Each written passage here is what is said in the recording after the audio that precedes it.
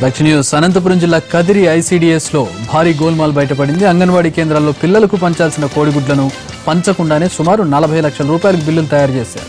వచ్చిన డబ్బులను సిబ్బంది పంచేసుకున్నారు. అధికారుల తనిఖీలలో ఈ విషయం వెలుగు చూసింది. దీంతో అకౌంట్లను అధికారులు సీజ్ చేశారు. అక్రమాలపై కదిరి ఆర్డీఓ వెంకటేశ్వర్లు విచారణ చేస్తున్నారు.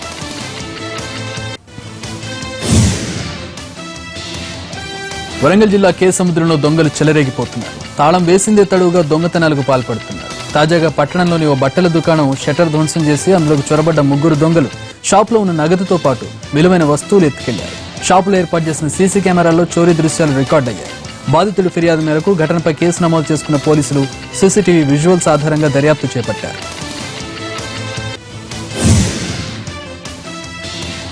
ఒడిశా నుండి కోస్తా మీదుగా దక్షిణ తమిళనాడు వరకు అల్పపీడన ద్రోణి కొనసాగుతోంది. దీని ప్రభావంతో ఉత్తర తెలంగాణ, ఉత్తర కోస్తాలో 1-2 చోట్ల భారీ వర్షాలు కురుస్తాయి. రుతుపవనాలు సైతం చురుకుగా కదులుతుండటంతో ఏపీ, తెలంగాణలో వర్షాలు పడతాయి. సముద్ర తీరం వెంబడి గంటకు 40 నుంచి 45 కిలోమీటర్ల వేగంతో గాలులు వీస్తాయని వాతావరణ శాఖ అధికారులు తెలిపారు.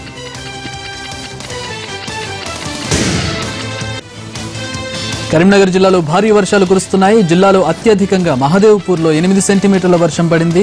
అలాగే సారంగపూర్లో 7, రామగుండం, ధర్మారం, కమాన్పూర్ మండలాల్లో 6 సెంటీమీటర్ల చొప్పున వర్షపాతం నమోదైంది. భారీ వర్షాలకు మహాముత్తారం మండలంలో 2 ఇళ్లు కూలిపోయాయి. వర్షాల వల్ల సింగరేణిలో బొగ్గు ఉత్పత్తికి ఆటంకం కలుగుతోంది. రామగుండంలోని ఓపెన్ కాస్ట్ గనుల్లో సుమారు 30,000 టన్నుల బొగ్గు ఉత్పత్తి నిలిచిపోయింది.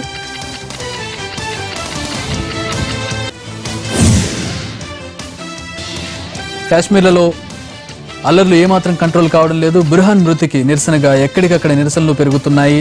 జమ్మూలో నడి రోడ్డుపై టైర్లను తగలబెడుతున్న నిరసనకారులు జనజీవనానికి తీవ్ర అంతరాయం కలిగిస్తున్నారు. సెక్యూరిటీ కోసం పోలీసులు ఉంటున్నా నిమిషానికి పెరిగిపోతున్న గొడవలను కంట్రోల్ చేయడం వాళ్ళ వల్ల కావడం లేదు.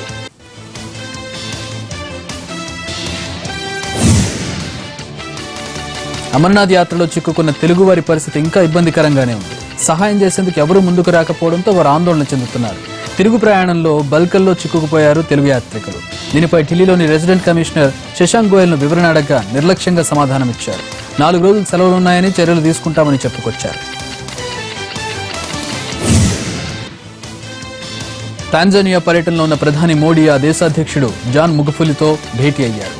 పలు ద్వైపాక్షిక అంశాలపై ఇరువురు నేతలు చర్చించారు. అంతకుముందు దక్షిణాఫ్రికా నుండి టాంజానియా చేరుకున్న మోడీకి ఆ దేశ ప్రధాని కసీం మజిలివా సాదర స్వాగతం పలికారు. టాంజానియా సంప్రదాయ నృత్యాలతో మోడీని స్వాగతించారు అక్కడి ప్రజలు.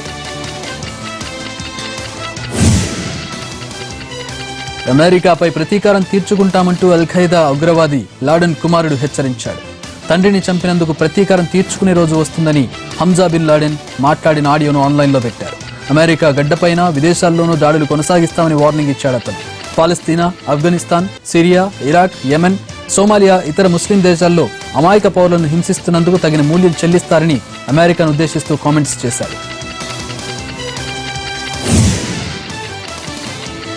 రియో ఒలింపిక్స్ కు వెళ్తున్న జమైకా అథ్లెట్ల బృందంలో ఉసేన్ బోల్ట్కు చోటు దక్కే అవకాశం ఉంది. ఈ మేరకు జమైకా అథ్లెటిక్స్ అడ్మినిస్ట్రేటివ్ సంఘం ఆ దేశ ఒలింపిక్ సంఘానికి సూచించినట్లు సమాచారం. 100 మీటర్లు, 200 మీటర్ల పరుగు పందెంలో పాల్గొనే 4 అథ్లెట్ల బృందంలో బోల్ట్ పేరు చేరే అవకాశం ఉంది. ఇటీవల జరిగిన రియో ఒలింపిక్స్ అర్హత ట్రయల్స్ ఫైనల్స్ లో బోల్ట్ పాల్గొనలేదు. అందువల్ల జూలై 22న జరిగే లండన్ డైమండ్ లీగ్ మీట్ లో బోల్ట్ అర్హత సాధించాల్సి ఉంటుంది.